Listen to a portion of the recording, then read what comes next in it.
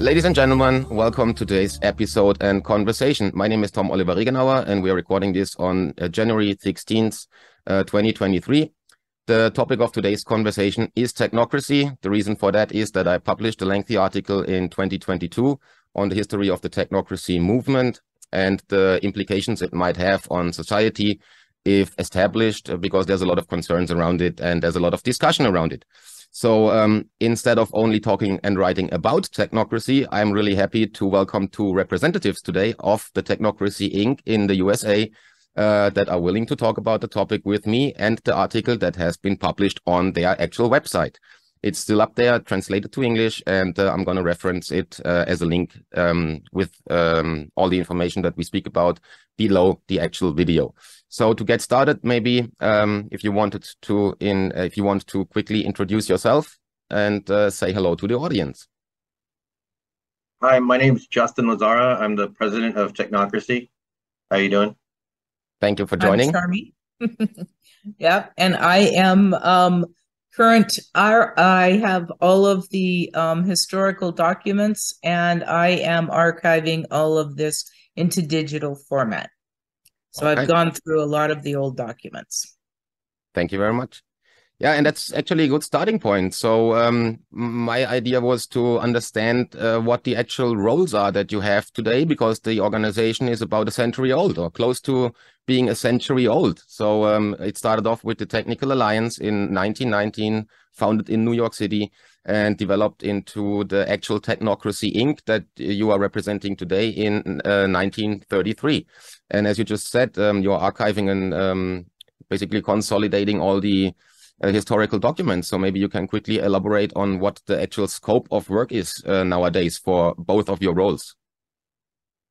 Well, for the archivist, there is, I have a 20 by 30 feet, so 1,200 square feet, and I don't know what that is in meters.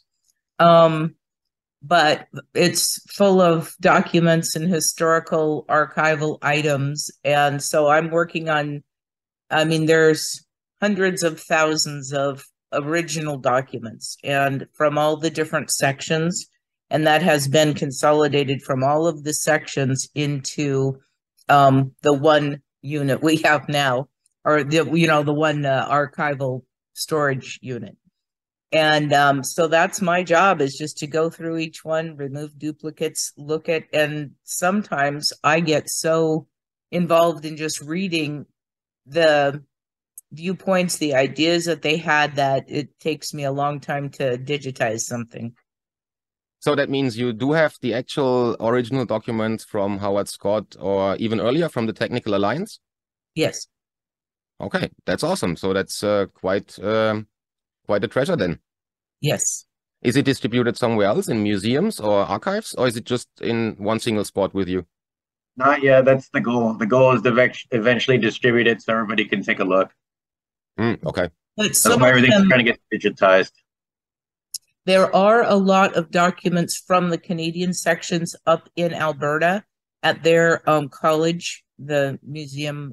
They have a museum up there, and so they do have some up in Canada. Okay. Yeah, even there was the Technocracy, or the Technocrat magazine that was published for quite some years. So I guess then that's also part of that collection. We have every single copy. It's amazing. I would love to see that at some point because I did research, obviously, but online. So I haven't seen any of these documents in physical form. So that's amazing. Yeah. I even have some from 1925. They had a magazine they were distributing, and it's very small, and you can tell it was really a rough, 1925 technology for printing, but so it's kind of neat. But when if you go next year, all of this will be with Justin in California. Okay.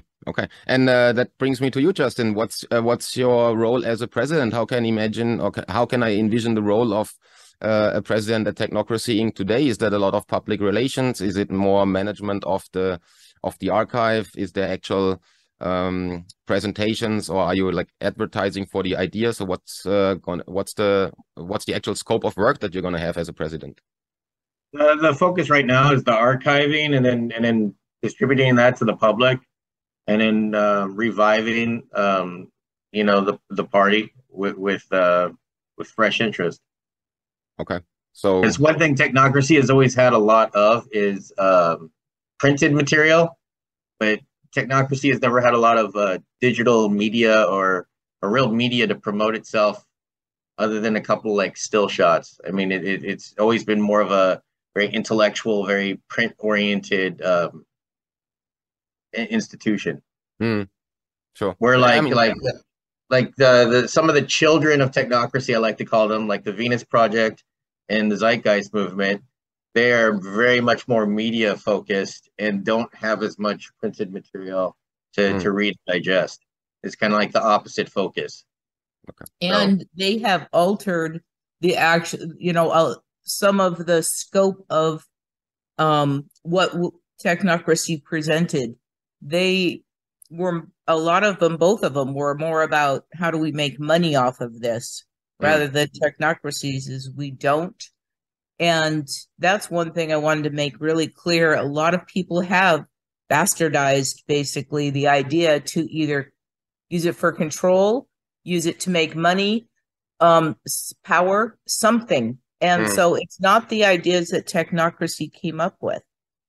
It's how they utilize that. And like I wrote to Justin this morning, the notes I made from your article, Technocracy Incorporated cannot be responsible for the bastardization or the corruption of the ideas, just like Albert Einstein can't be responsible for the atom bomb because he said you can get a lot of power out of the tiny spot. It's not our responsibility of how people utilize. Yeah, that's a good point. And then I wanted to make that point that we quickly touched on before we started recording this conversation, is that my article that I published last year was, let's say, a very critical piece on the idea of technocracy and how it's sold nowadays, or how it's advertised nowadays in the different media outlets. So obviously it's criticism, and I highly appreciate that you both are willing to discuss that article and answer questions, and be available for an open, even a filmed discussion on it, because that's, I think, what society needs. And very often today, if somebody gets criticized, they avoid any contact with that party and try to avoid any publication of critical material. So I really appreciate you put that article up on your site, and that you are taking the time today to discuss it. And that maybe brings me to the point or to that question. Why did you and how did you get to that article, and why did you even publish it? Because it's a very different approach as to what other organizations do that get criticism. Wir bei Manova möchten mit unabhängigem Journalismus die Spaltung überwinden. Und wir freuen uns sehr, wenn Sie uns dabei unterstützen mit einer kleinen oder gern auch größeren Spende. Vielen Dank.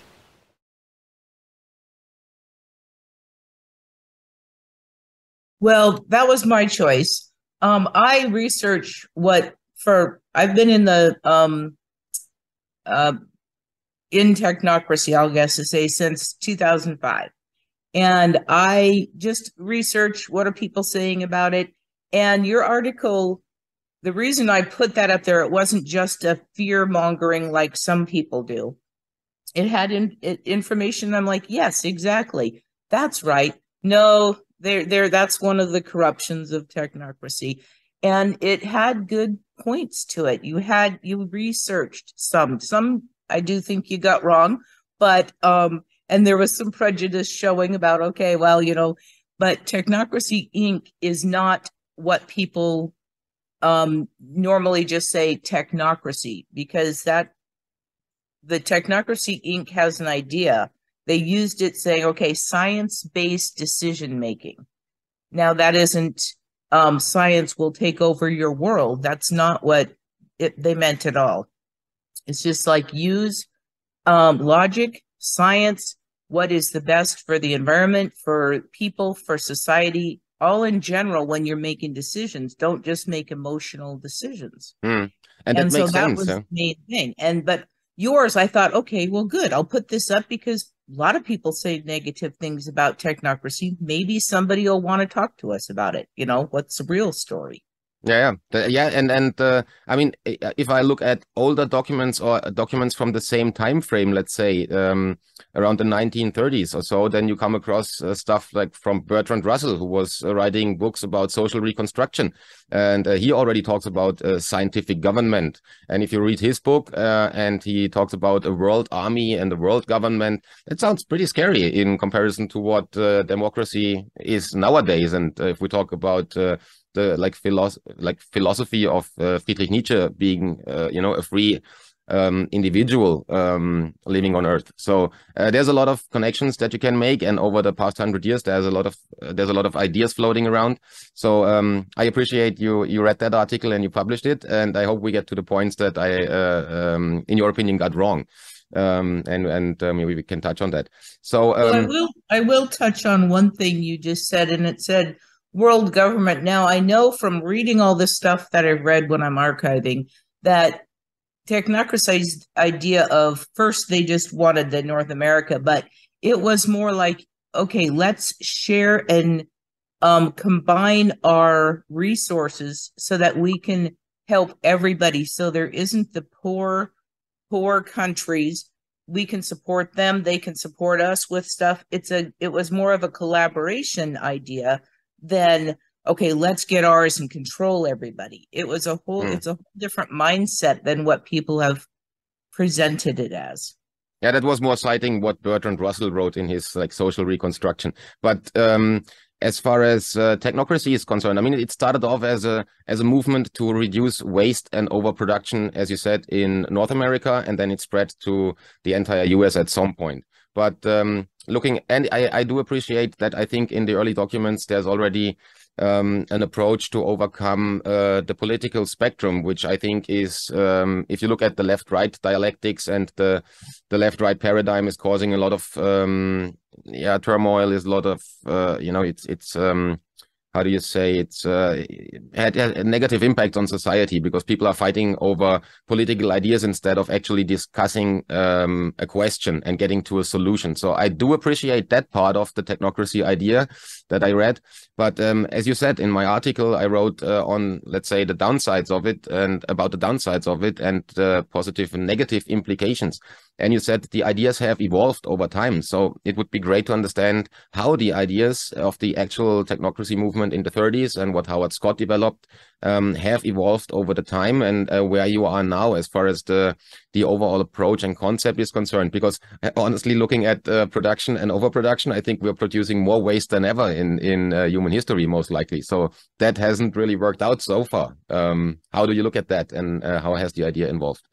Well, I think what you use in your article is more technocracy as a term today, and if that was just what your article was, I don't think we'd be here having this discussion. It's because you referenced the origin of technocracy in the group, which had different ideas. Technocracy was more about at the core of it was the energy certificate system, which was just a different means of distribution of goods to be more equitable and to be more efficient, and to give people more leisure time. So if technocracy ideas were truly being implemented, you wouldn't have this excess of waste. You would have hyper efficiency, and you would have very little waste, and people would have a lot more free time to themselves. They advocated people working 4 days a week for 4 hours a day. I mean, that gives you a pretty sweet week to do what you want. It'd be nice in terms of work-life balance, yeah. Yeah, it would be very nice. And then a lot of production was supposed to be based on actual demand, where you would survey everybody and be like, how many t-shirts do we need this month? How many apples do we need this month? And you would tailor your production and forecasting to that, which companies do today. But where that goes out the window is the more units I sell, the more money I make. And so they don't really care about efficiency. They care about maximizing profits. Modern companies have a focus on efficiency, but efficiency of dollars and efficiency of profits, where technocracy is focused on energy efficiency and not wasting excessive energy and not wasting resources when you have finite amounts. So it's a bit, the core is kind of greed in the end. Yeah. So capitalism always kind of Corrupts everything. Yeah, I mean, and that's the question. From a philosophical point of view, you could argue that even if you have a technocracy installed as per your description, that there would always be greed, and somebody, you know, would from a human nature standpoint get there. Yeah, every system is only as good as its principles and concept of honor. I mean, we're looking at Russia today, and Russia has huge problems with corruption. So their army is going to war with paper body armor instead of actual body armor, and that's just due to corruption and broken morals. And we can see similar things in China, where you have greedy, basically warlords of different factions in China, accumulating as much wealth and power as possible with no true loyalty to their state or their ideas.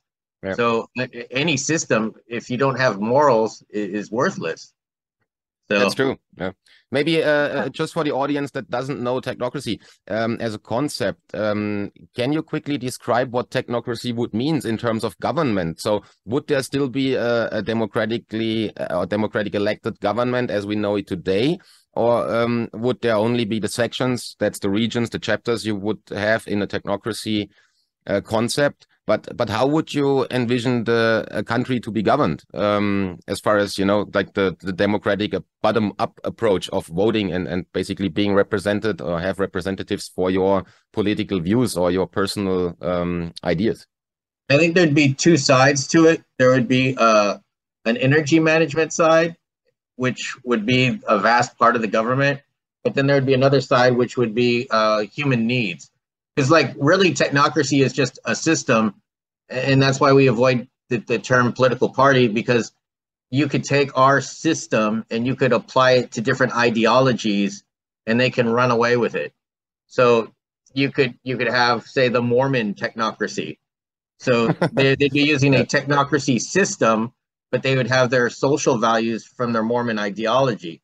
So you could theoretically take technocracy and apply it to any social code, and they could run with it. And sometimes, like you were talking about transhumanism, so I know you've read about that. Yep. But transhumanism, one of their ideas is that they could go off somewhere with hyper efficiency and set up their own little communities with their own ideas of what they think perfection is. So that's kind of like what everybody takes. That's kind of what technocracy is at its core, is this hyper efficiency. But then you can attach whatever social values you want to it. And then I think with what you're talking about, technocracy as it kind of has come to mean today, is somebody took technocracy ideas and fused capitalism with it. And now it has this negative connotation because they try to take hyper efficiency and create hyper profits on a global scale. Charmie, you wanted to add to that? No, it was just, no, I'll come back to it at another time. I think what Justin said was very, very good. Okay. So I had one question though. Did other journalists contact you? Has anybody made the actual request to speak to you? Because I guess that a lot of people are writing about the idea, but I was wondering if you ever get requests to actually have an interview like this and like be heard. Okay. Well, I'm manning the phone that's on the website and the at this moment and the email. So about what was it, a month or two ago, I've got several old members had called me and they said, hey, somebody's trying to interview us. I said, well, just give them my number, you know, tell them to call me and we'll set it up, you know, because it was a technocracy interview. And the person wouldn't. He was going, or she, whoever it was, I think I know who it was, but was going all around, contacted 10 different videographers. One of them showed up at a member who has dementia. The guy opened the door and he started asking questions, doing a filmed interview when he just opened the door and he had no idea what was going on. So, and I said, tell him to call me. They wouldn't. That has happened probably in the last 5 years, maybe 3 or 4 times where people try to do technocracy stuff, avoiding me. And I'm open to talking. I have written people. You want to talk about technocracy? Talk to me. Talk to us. Talk to the actual organization. And they won't do it. You were the first one who's actually taken, contacted us directly. They're Okay. trying to sell books. That's what they're focused on. They're focused on trying to sell books. And if you talk to us, I'll shred your book, and then they don't sell books. And that's bad capitalism. Yeah. Yeah. I mean, the question to what you just said before, Justin, I wanted to see if there is not if you don't see that risk, because if you look at making something more efficient, it's like in a company. If I make my supply chain or my production more efficient, and it's just in time deliveries, and it's really on demand production. First of all, I do think that is a very risky system sometimes, because if there's one problem in the chain or in that process, the whole thing goes down, or at least is on hold for a while. So that's one risk. And then the other risk is, I think, that as you mentioned, transhumanism isn't the natural development of things, that when you get more efficient and you try to be, you evolve technology and basically automate the world in a sense. Don't you think that there's always a risk that we kind of lose the human values that we have as and basically are governed by machines? That's what a lot of people think. What nowadays, I mean, look at the youth running around with a smartphone in their face. To me, it looks like zombies very often, and instead of seeing the city they are walking around in, and finding their way back to the train station, they need Google Maps to actually find the train station again, because they can't remember the buildings they've passed. So what's your take on this from a risk management point of view, implementing a technocratic system, and from a philosophical point of view, is there not a risk to the human nature and society? So on efficiency first, if you have a good, effective system, you should have a buffer. You should have a surplus that you can fall back on. Like in a good technocratic system, they should be planning for something like COVID, so that if COVID came up, there should be plenty of stockpiles to have everything sustained for a year or more. That the fact that they didn't have those supplies on hand is just poor, greedy management, and a lot of companies, they don't like to have a lot of surplus sitting around, because they have to pay taxes on that, and it's not profitable. So I think in a capitalist system, it encourages you more not to have those reserves, because you're worried about profit margins and taxes. Where in a technocratic system, a good planner is going to plan for an earthquake or a fire or some other emergency where you're going to need to have stockpiles on hand to take care of everybody. And then with the dehumanization of hyper efficiency, I think that goes back to what I said with morals. If your society doesn't have morals, then yeah, you don't care about Joe's break, or you don't care about that he has a family he needs to take care of. You care about him getting that Amazon van and delivering as many packages as possible, and maximizing profits, and keep track of them with a tablet at every move they make.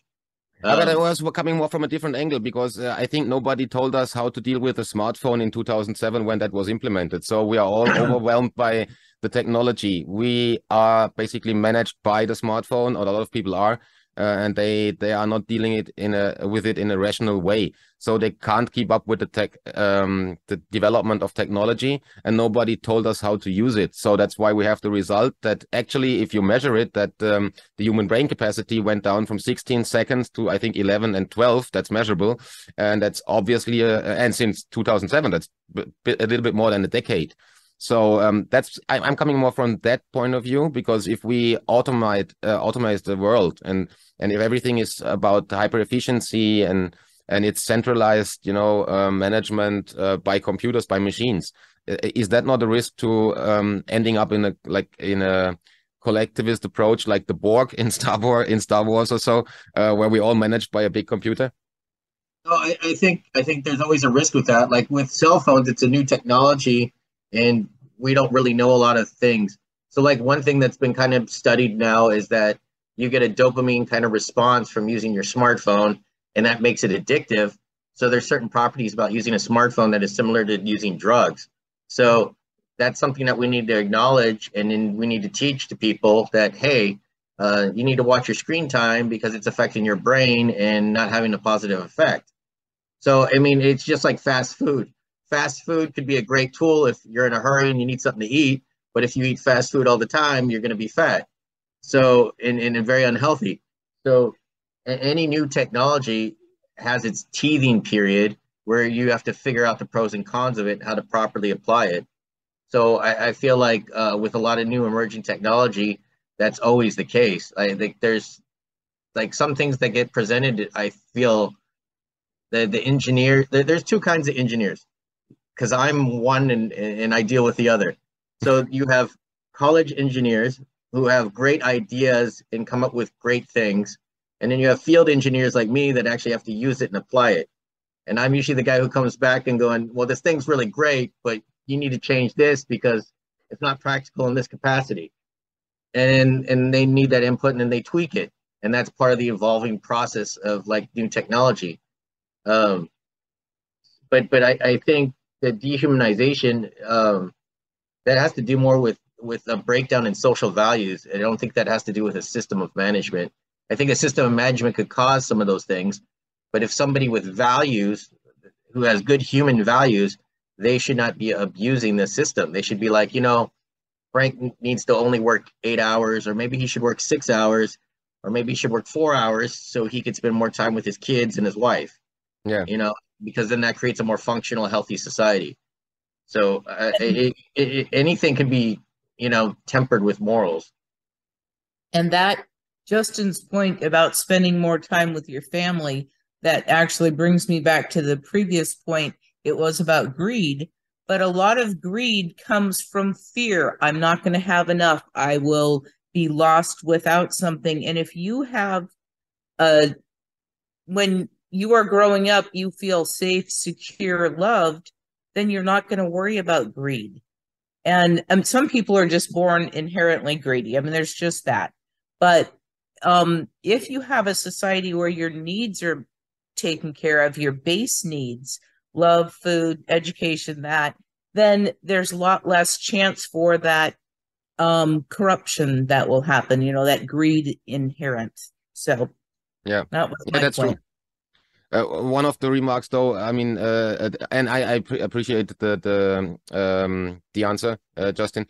As far as morals is concerned, I mean, we do have a moral catalog and a humanistic approach as to what we should be doing in society as we're living together. But even a democracy, I can speak from my home country. You know, I'm based out of Switzerland now, but I'm from Germany and living in Switzerland since about 12 years now.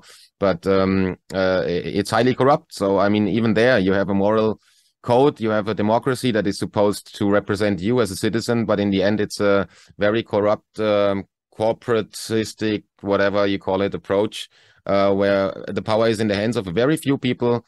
And that's exactly, I think, what people, and if I read literature on technocracy, that's exactly what people are afraid of, that in the end, technocracy would then mean still, maybe there's not the left-right party paradigm, but you would still have a consolidation of power in the hands of a few who are then deciding on the means of production for the individual, or on the individual freedom of people and maybe their possibility to move around. And we can see that reflected in today's discussion on the CO2 tracking and management in the climate discussion, as you can see, because they are now discussing ideas of providing a personal budget per citizen of like 3 tons a year of CO2 that you can use, and the rest you have to buy. So that would, for most people that are not rich, that would mean they have to live in a, what's also being discussed, in a 15-minute city, and they can never get out of that city, or maybe they have the chance of traveling once a year.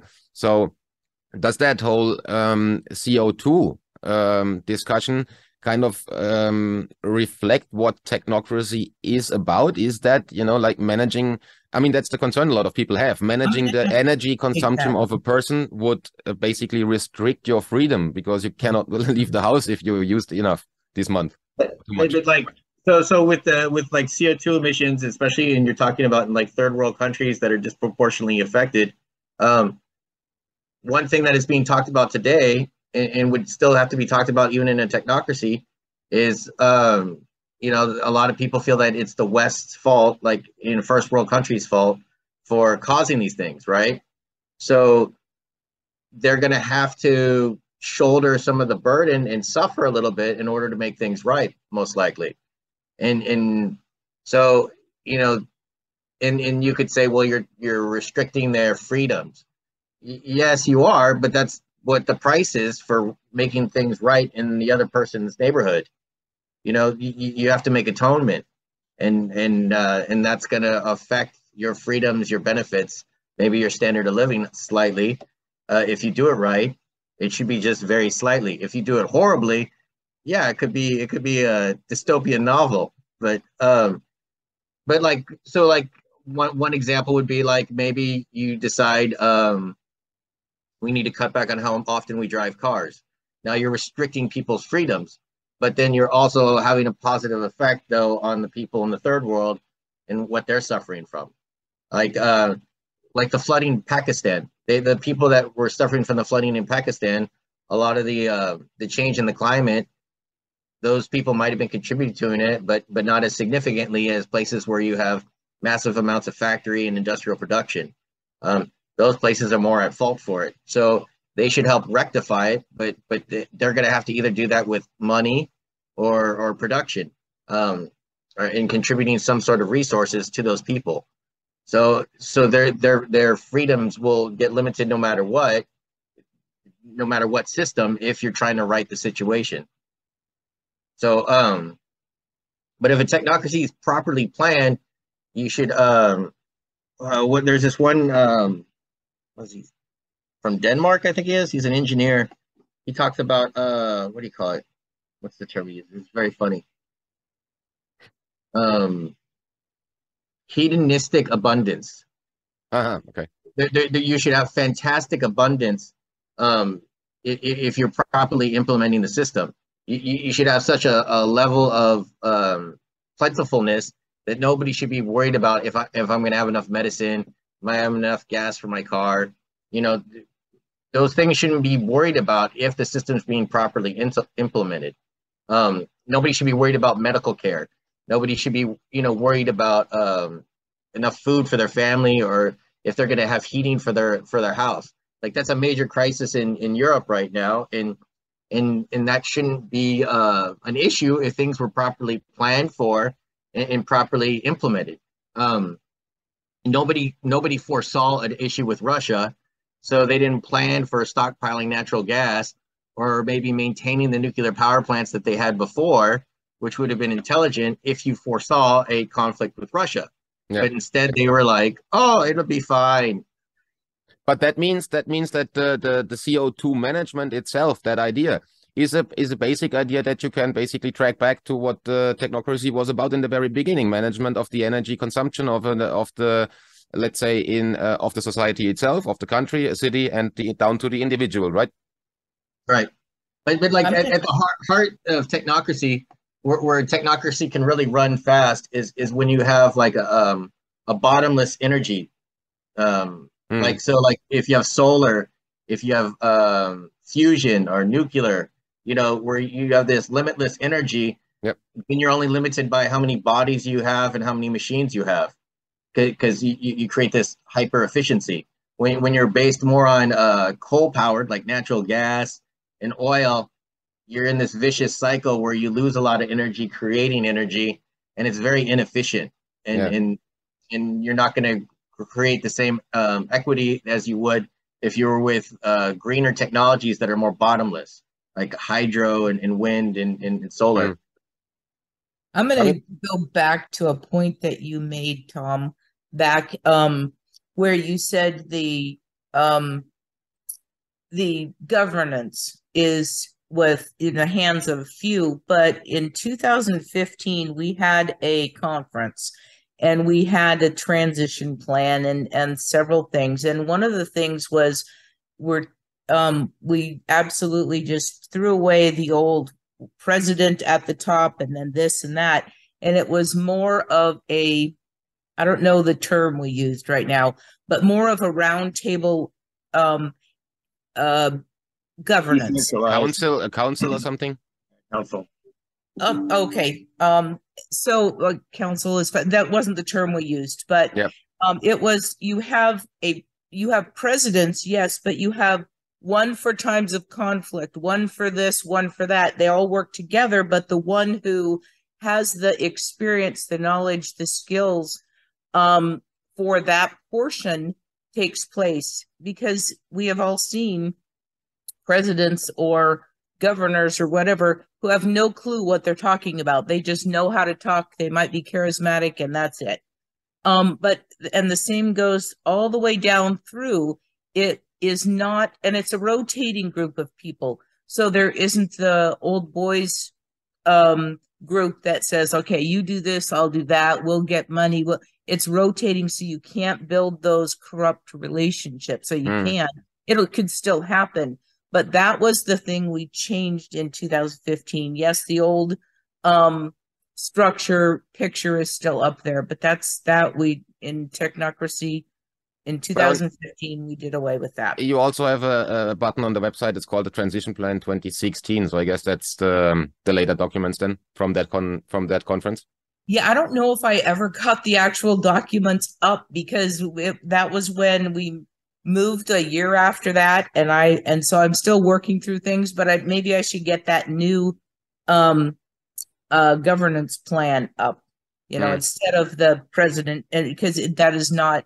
We decided that's just the same. That looks just too much like it could become communistic or socialism or something that is not what it is. Okay. Yeah. Thanks. One follow-up question for Justin, though. How would you, if we go back to the CO2 management, or the energy management itself, the consumption management, how would you envision that to be, like imposed or managed? Is it managed by technology? So the increasing automation or digitalization of the world, so that automatically my smartphone tells me what I can do and what I cannot do? Or is that something, as we touched on the organizational structure, councils, is that something that people would discuss amongst each other and come to a decision? How is that? How would you envision that to work? Let's say if it's a full-blown, fully established technocracy as per your latest definition. I think you'd have to have both. You'd have to have human input, about what they feel is the social repercussions. And then you'd also have to have experts kind of steering things, going, well, these are the three best options. You might, because there's always the possibility that your community just makes a horrible choice. Like they don't listen to the experts and they make the worst possible choice. Yeah. And sometimes it could be out of selfishness. It could be, Sure. The personal greed. You don't know what people's motive, or it could be out of some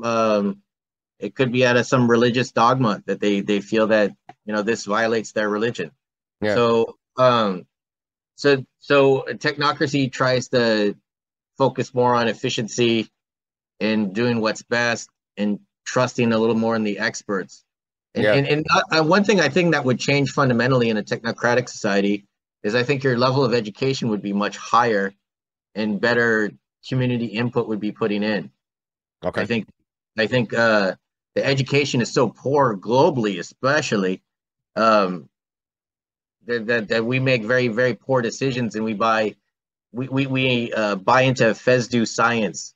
Yeah. Things that aren't real, like magic water, that you buy at the store and it makes you healthy. Yeah. When there's very little scientific evidence of that. Yeah. Right.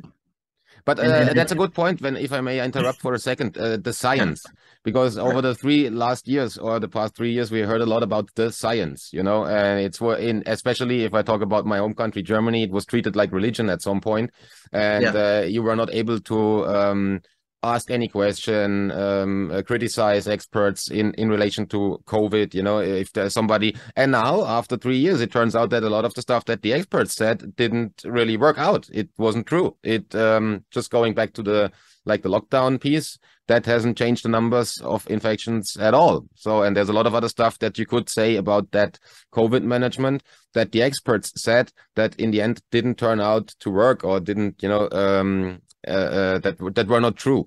So the question is, in a technocratic society, or if we apply that concept, how would you make sure that the science is not like, like a cult or like a religion, but an actual science with experts that are being able to, or where you are able to criticize, where you have an open conversation and you get to a consensus between the different opinions in society and in science, because science is not the one, truth that we have. Science is a process, and it's a living process.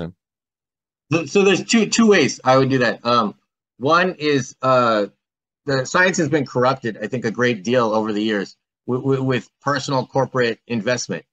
Like cigarette company will walk up to a scientist and say, "I'll give you a lot of money if you show me that cigarettes are good for people," right? Exactly. Yeah. But we don't punish those scientists. If those scientists should be punished. There should be incentives. They get incentives. We should have, and then like Charmie was talking about, you need to have a council of scientists to make the decision, not a singular scientist. Because I think you might get a better consensus if you have a council of scientists than if you have a singular person. When they come up with new stuff in astronomy or other scientific fields, they have huge conventions where you have hundreds of scientists and they reach a consensus after discussing a subject for a period of time, and they come to a conclusion. And I think you get a better synthesis of an idea than if you ask, Bob here, what do you think, Bob? What should we do? And Bob might make a great decision and he might not, but he's put on the spot. So I think in COVID, I think at first with COVID, we needed a quick decision. So they asked one person, "You're the expert. We need a decision now. What do we do?" But once you made that decision, there was nothing stopping them from taking the next 3 months to have a bunch of people look over the data and come to a new conclusion. And they did do that to an extent, but they were scared to make changes because it made them look incompetent. And I think you get people that are trying to maintain political dominance, and it's more about politics than it is about the science. I saw that a lot in this country. You didn't want to say, "Oh, oops, my bad, I made a mistake," because then it makes your whole institution look incompetent, and it gives power to the other party, and that's all people seem to care about. So to recap, that would then mean in the modern approach, or in the nowadays concept of technocracy, you would have all opinions represented at the table, discussing with each other and coming to a temporary result of what the science is saying, which can always be revised by the process of science. So that's what it should be. Well, and in science is always an evolving knowledge base. So what is true today is not true tomorrow, because we know more now than we knew then. So that with a lot of science, you have to constantly revisit what your conclusion is of the science. Would there still be money in a technocratic society? That's a weird, sticky issue. So, because that to me is the main risk to science and any other corporation. If there's money around still and you can buy somebody with dollars, then even the bigger organization that, like, to the outside world has a consensus or a mixed approach of people discussing with each other, money corrupts everything at some point. So that's how how technocracy addresses that is the energy certificate. So the energy certificate is supposed to be literally based on electricity as a value, and how much electricity it takes to create something. And then this would be distributed equally. So you shouldn't have a motive for corruption if you know you're not going to get anything more for it. Well, one of the things I encounter in my work, I worked for the government. I worked for the state government for California, right? And one thing is they ask us to do more work, but they aren't going to pay us more money. So they have no motivation to do that. So I think you would have the same thing if the scientist knows he's not going to get more, then he has less of a motivation. You could probably still bribe him by trying to say, "Oh, well, I'll give you more time here, or I'll hook you up with a vacation here." There's still going to be some form of bribery, and that needs to be identified and punished. But an energy certificate is supposed to expire if you don't use it. So you get an energy certificate for the month, and you use it for the neat things you need. And if you don't have it, then it's supposed to go away, and you get a new allotment the next month. So it makes it harder for you to accumulate and hoard wealth. Okay. where like now you have families that for successive generations control industries or control politics in every single country in the world. What would, sorry for interrupting, what would that mean for the person, like working 8 hours a day and having a family and wants to save money to buy a house? How would that work then? You would probably just get a house. Honestly, okay. if things are being so here's the thing: you would get a house, but it might not be where you want it to be, or but everybody would have a house. Yeah, and then as things were built and developed to a greater extent, the quality of that house would go up. Like in the beginning of a technocracy, the priority is to get everybody housed and fed in medicine, right? But then once those needs are met, you try to bring it up to the next level. So you start surveying everybody and you go, okay, what's your dream house? Yeah. And you try to make that happen for everybody. And you try to raise the standard of living higher and higher. But if you tell that to people, they will tell you that looks like Cuba. And then I think that's the last topic I wanted to touch on, is that a lot of people associate the technocratic approach with kind of a socialism, communism approach. Because in the end, it's as you just described, they would have the feeling it's like in Cuba. I get told where to live, and that is your house. And that is completely a different approach from what we have today, where you, as a family, you go to work and maybe somebody earns more money than the other, so he can afford a better house or has to save 10 years longer for buying the house. So that is a very fundamental change of society, and also of the, let's go back, I don't like the word, it's autonomy more than freedom, but the autonomy to decide, I want to live at the coast, I want to live in California, or I want to live in Boston, or somewhere in the Ozarks or whatever. So how would you counter that argument that it reminds people of communism or so? Yeah, no, you'd have just as much freedom to live where you want now or then in a technocratic society as you do now. People can't afford it. They can't move. They have family restrictions. It would be the same. So sorry. I think if you properly plan, you have to survey everybody, and you have to say, okay, where would you like to live? And then is it more about the location, or is it about the environment? So like you said, you want to live by the coast. There's tons of coastline in California that has nobody living on it. And so there's plenty of available coastline, and it's more about management of resources. So in the end, I would still have some kind of a, let's say, a selection process that I can, like from a catalog of houses. Then let's stick with the house example. So there would be maybe a catalog of houses, so I can choose maybe which state or where in that state or something like that, just from a practical point of view. It would be more than just a catalog. It would be more like a like how you buy a Tesla vehicle. When you buy a Tesla car, you pick out what color do you want the interior, what color do you want the outside, what features do you want. You would start there and figure out what they want in terms of a house, what their needs are and what their desires are, and then present options. And maybe their primary focus is location. Like, I have to be in Los Angeles. Like that's where my family is. I want to be in Los Angeles overall. So you would make this list of desires and you would rank it by priority, and then a well-organized system should be able to accommodate that. Okay.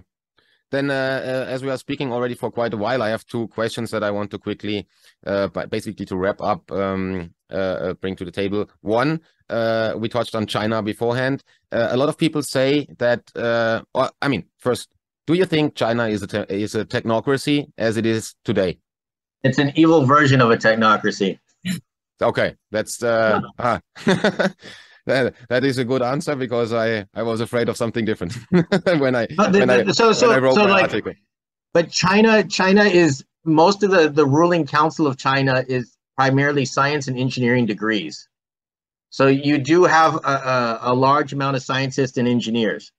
But what they do with that knowledge is they focus on making money and setting up their own little kingdoms. They are not focused on the betterment of their people. That's true, and they have this dystopian approach of, you having drones flying around your house telling you not to go on the balcony, and whatever they do. I mean, it's really, If you look at it from the outside, it looks like what Huxley or Orwell described in their books when they talked about the dark future, where machines are managing people. And that's kind of what people have the impression that technocracy is. So in your opinion, it's not a technocracy as you would foresee it, or that the concept initially laid out. It's a evil, like perverted version of technocracy to rule people in China to the benefit of a few. Yeah, it's a perversion of an idea. It's not focused on individual well-being. It's focused on nationalistic ambition. Okay. It's about the greater society over the individual, where technocracy, as we see it, is more about the individual and the health and the well-being of the individual, and that everybody shares in this health and well-being, where China does not have that. They have the haves and they have the have-nots. Yeah, it's collectivism. The individual doesn't count anything there. So you're just locked in your house because there is some alarm around the block, and then you're not supposed to leave that for like 6 weeks or even longer. It's really weird. Huh? So it's very dystopian in the end. Yeah, and you work in a shoe factory that's more like a prison. Yeah. And you're told that we're treating you just as well as we're treating everybody else, which is totally false.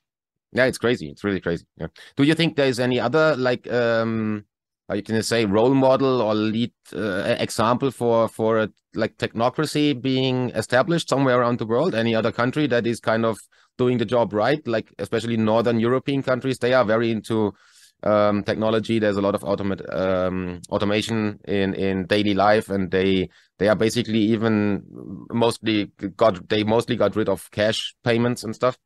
No, I don't think so. Because the biggest thing to me, the defining characteristic, if somebody was truly implementing a technocracy, is you shouldn't have any homeless. If you're bare minimum implementing technocracy ideas, nobody should be homeless. Nobody should be starving. Nobody should be lacking medical attention. Like in California, they're kind of trying to do that with housing the homeless in hotels and motels and things like that.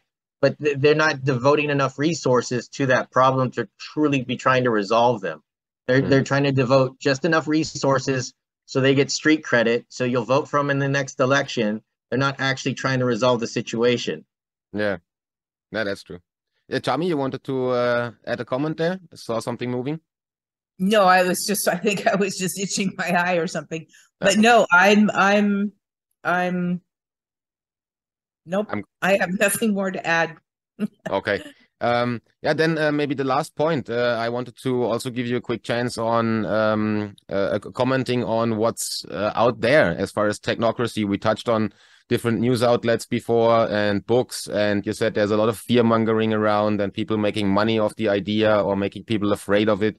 I, on the other hand, had the position in my article, look at China. If that's technocracy, it's really something you should be afraid of. So that's where we met today and spoke about it. Is there any message you want to, like relate to the people and maybe explain them what next steps there are, or where they can get properly informed on the actual concept as you envision it, instead of getting this as you say, perverted approach and fear-mongering stuff? So is there any Yeah, if somebody's going to bother to buy one of Patrick Wood's books and read Patrick Wood's book, then you could go find our book for free online and read it and compare the ideas. But I think people read one book and they don't bother reading another book. What's your book called? Technocracy Study Course. The study course, that's the one that's from the original 30s and then revised? Yeah, and it's free online. Yeah, I know. I downloaded it. Yeah. Yeah, but that one needs to be, we started to revise that in 2015. And then, like I said, we moved and we did all this stuff, and the revision got through about chapter 6, and then it just sort of fell to the wayside, put on the back burner. So, but it's definitely being updated with new resources, new, information and stuff, because I mean, that a lot of that information is just outdated. And for now, the website that people can visit is technocracyinc.org, where they find not only my article, but also the other stuff that you put on there, and a lot of information on the concept itself, on the history and how it's got and how it evolved over the time. Is there anything that people can expect? Is there any activities in 2023, like lectures, presentations, publications or so? A big focus right now is to archive stuff and to make that available to the public. And in that way, hopefully that will get rid of some of this demonization of ideas through people being able to just look at what the actual history of it is and see what it was, and then what will present what it is going to be in the future, and that way they can educate themselves instead of reading everybody else's book without reading another book. Yeah. But as you mentioned, Patrick Wood, has he ever contacted you like directly to talk to you, or somebody from the organization? I have called, left messages. I have sent physical letter, and I have emailed and saying, hey, if you want to talk about technocracy, have an interview with technocracy. Nothing. Okay. Nothing. No response whatsoever. Instead of talking about it, talk to us. Have an actual conversation. A conversation, yeah. And I don't want to hold you up any longer. We're close to 1 hour, so I would wrap up here and say thank you for joining and for the open discussion. And I would ask you that depending on the feedback, because there's a lot, it's a very large topic. It has a lot of implications not only on society but also on economics, on politics, and how we manage the world nowadays, and the corruption, as we touched on a lot of points, philosophy. So if you are willing, I would maybe in a few months or so come back for a follow-up conversation and take a few from the questions that I get from the audience, because usually I get a lot of emails and feedback on the videos there, and then I would consolidate it a bit and maybe provide that up front, and then maybe we can schedule a follow-up conversation and go into a bit more depth here and there, and do a little deep dive on a few specific topics that we haven't had the time in the meeting today. That sounds great. Okay. Then any closing words? No. Just okay. Thank you. I am very, very happy that you were actually interested enough to contact us and actually have a conversation that is really important to me. Likewise, I'm still a bit afraid of the idea. So if I look at China, but as you said, it's not what you're looking for, and I really do appreciate, likewise, that you took the time and that we had the chance to discuss that openly and even share the information with the world. So that's amazing. One last thing I'll touch on is back in long time ago, like the 1920s, right? You were talking about how some technocrats were talking about taking over the world and all that. So H.G. Wells, you know who that is, right? The author. He partnered and made a movie called A Vision of Things to Come. And you can see how he was being influenced by that and going that route. And I think that's partly why people get these crazy ideas, is because they were presented at one time. Yeah. There were people that were crazy within the group that had crazy ideas like that. But I think, and then there's other media things that demonize the idea throughout the years. And I've pointed them out before, and that's a whole nother conversation. But I can point out where in media those ideas have been demonized and where it's gone astray. And I think that's something we're going to take up in a second conversation, because also, as you mentioned before, there might be some restriction of freedom in some countries to enable other countries and people to live there more freely and get to a balance. That's a point I think we can discuss for an hour itself, which I think is one of the important points that makes people afraid, including me, because I don't want to get told from the government what to do. Right. Or from somebody else, not even my mom. So I think there's a lot of stuff we can talk about in a second conversation, and I hope we get that scheduled somewhere like March or so timeframe, February, March timeframe. I'll try to get that done in the next 2 months or so. So it's not too long between the two interviews or the two conversations. Okay. Okay. Awesome. Then I would be wrapping up and say goodbye to the audience. Thanks for listening and watching, and see you soon. Thank you very much. Thanks.